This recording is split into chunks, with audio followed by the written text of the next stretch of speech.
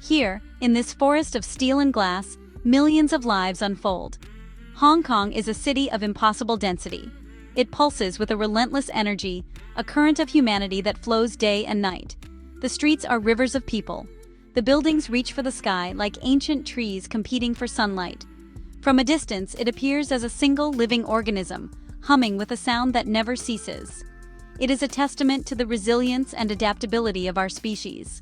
To live here is to be part of an immense interconnected web, where every action creates a ripple.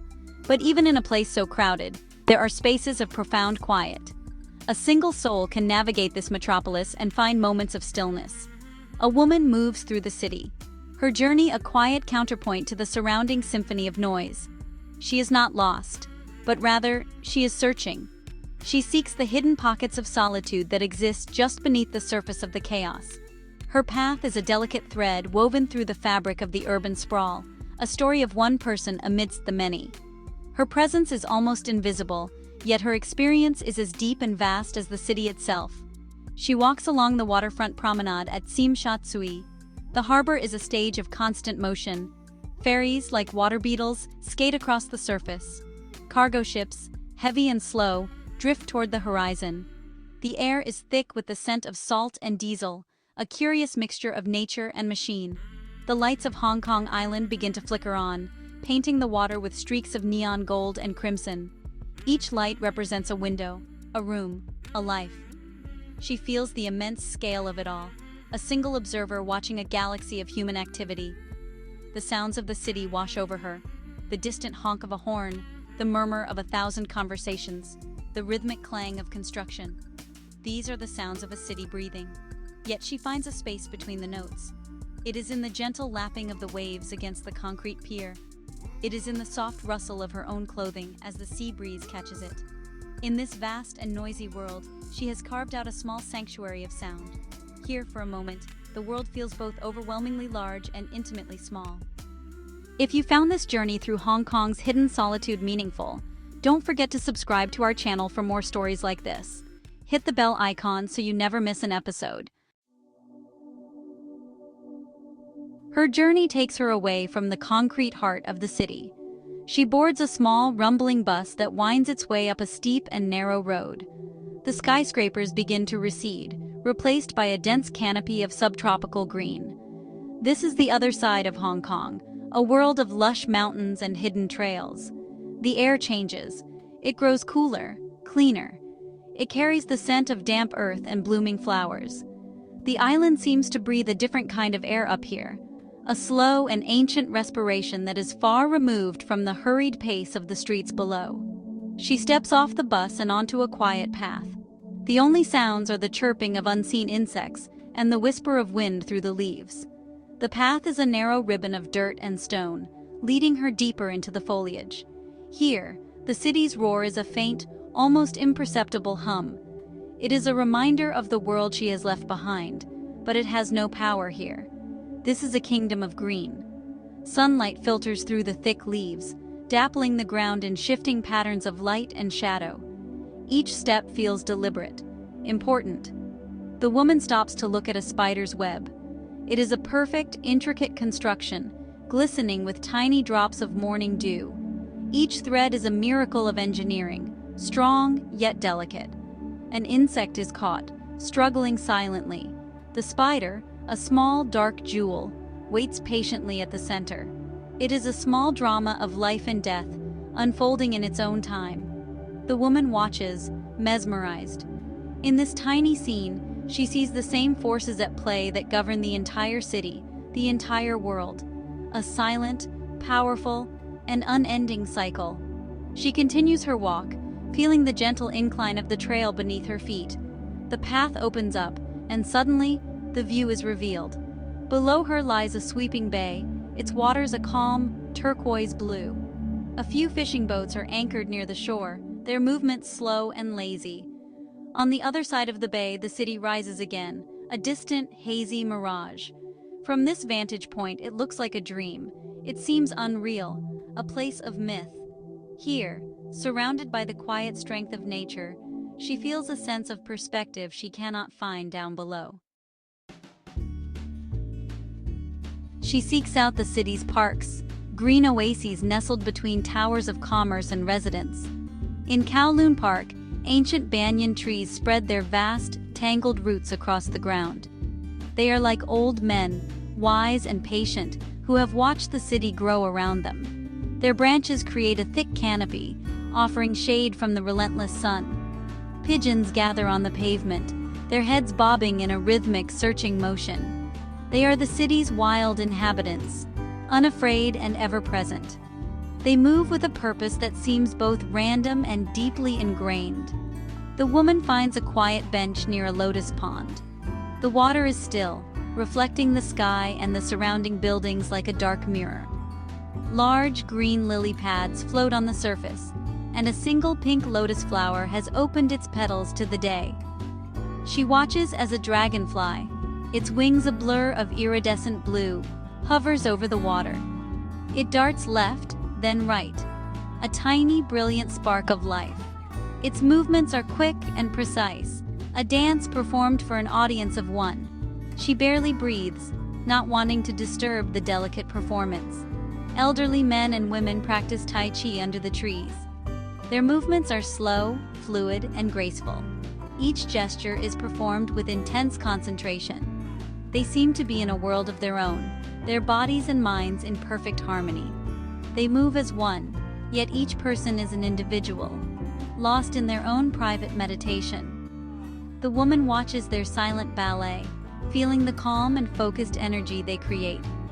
It is a powerful reminder that peace can be cultivated, even in the heart of a bustling metropolis. It is a discipline of the soul. As the sun begins to set, the park fills with long, dramatic shadows. The buildings around the park become dark silhouettes against the orange and purple sky. The sounds of the city begin to change. The sharp noises of the day give way to the deeper, more resonant hum of the evening. The woman feels the transition, a subtle shift in the city's mood. The pigeons coo softly as they settle in the trees for the night. For a moment, the park is a world between worlds, suspended between the day that is ending and the night that is about to begin. Her solitude leads her to the water's edge in a different part of the city. She finds herself in a small, quiet temple garden, hidden away from the main streets. Here, a large pond is the centerpiece. It is filled with turtles, dozens of them. They move with a slowness that feels ancient and profound. Some bask on the rocks, their heads and legs outstretched as if in worship of the sun. Others glide through the murky water, their dark shells barely visible beneath the surface. They are creatures of patience, of stillness. The woman sits on the edge of the pond, her legs dangling just above the water. A large turtle paddles slowly towards her. It stops a few feet away, its head breaking the surface. Its eyes, small and dark, seem to look right through her. It holds her gaze for a long, silent moment. There is no fear, only a calm, unwavering curiosity. In that moment, a connection is forged. It is a silent communication between two different forms of life, a recognition of shared existence in this vast and complex world. There is no need for words. The turtle blinks, a slow, deliberate movement, and then sinks back beneath the water. It leaves only a few gentle ripples in its wake. The woman continues to watch the pond, feeling the weight of that silent encounter. The other turtles continue their slow, unhurried lives. One climbs laboriously onto a rock, its claws scraping against the stone. Another floats motionless, a living island in the green water. Their existence is a lesson in time. They measure their days not in hours and minutes, but in the slow rising and setting of the sun. She feels the overwhelming sense of history in this place. These turtles, or their ancestors, have likely lived in this pond for generations. They have watched the city around them transform from a small fishing village into a global superpower. They are silent witnesses to the relentless march of human progress. Their slowness is a form of resistance, a quiet defiance against the frantic pace of modern life. In their stillness, the woman finds a deep and comforting peace, a sense of being anchored in something timeless and enduring. One morning, before the city is fully awake, She takes the tram to Victoria Peak. The old wooden tram car clatters and groans as it climbs the steep incline. Through the window, the city unfolds below her like a map. The buildings, so immense from the ground, look like tiny, intricate models. The harbor is a sheet of dark, shimmering glass. The air grows cooler and thinner as the tram ascends.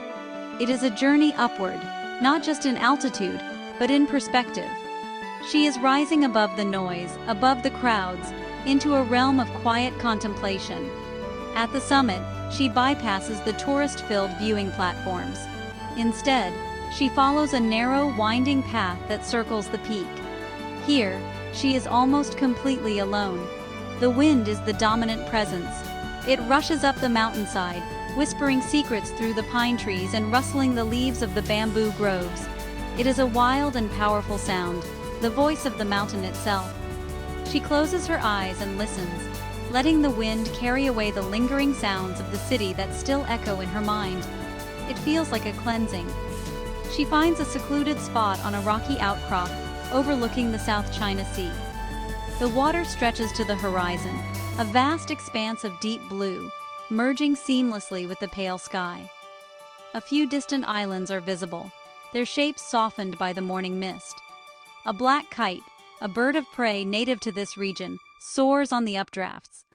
It circles effortlessly, its wings spread wide, a dark shape against the bright sky. It is a master of the wind, a symbol of freedom and solitude. She watches it, feeling a sense of kinship. The sun climbs higher, burning away the mist and revealing the city in all its staggering detail. From this height, the endless activity seems silent and orderly. The ferries leave tiny white wakes on the water. The traffic flows in smooth, predictable lines. It is a beautiful, intricate machine. The feeling of being small is immense, but it is not frightening. It is liberating. To be a tiny, insignificant part of something so vast and magnificent is to be connected to it, to be part of its grandeur. The city is not just a place of crowds, it is a landscape of awe.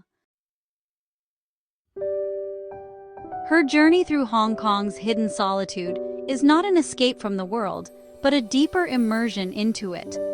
In the quiet moments, she discovers a different kind of connection.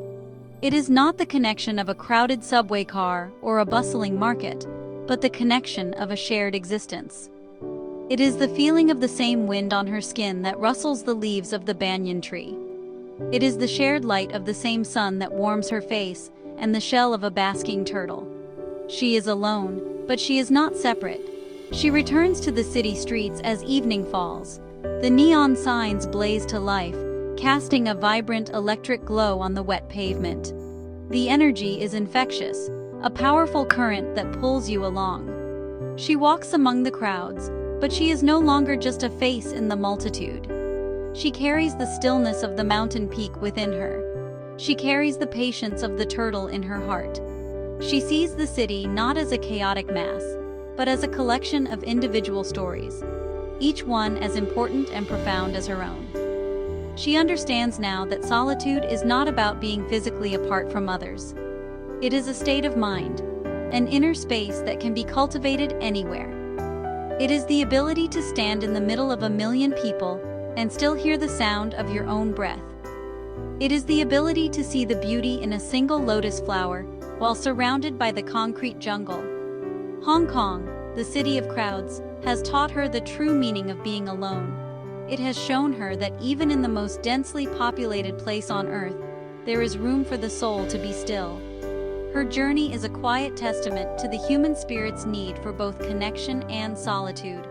We are social creatures, drawn to the energy and dynamism of the crowd. But we are also individuals, with a deep need for introspection and peace. In this city of extremes, she has found a delicate balance. She is a solitary observer, a silent participant, a single note in the grand, chaotic, and beautiful symphony of Hong Kong. She is alone in the crowd, and in that solitude, she has found her connection to everything.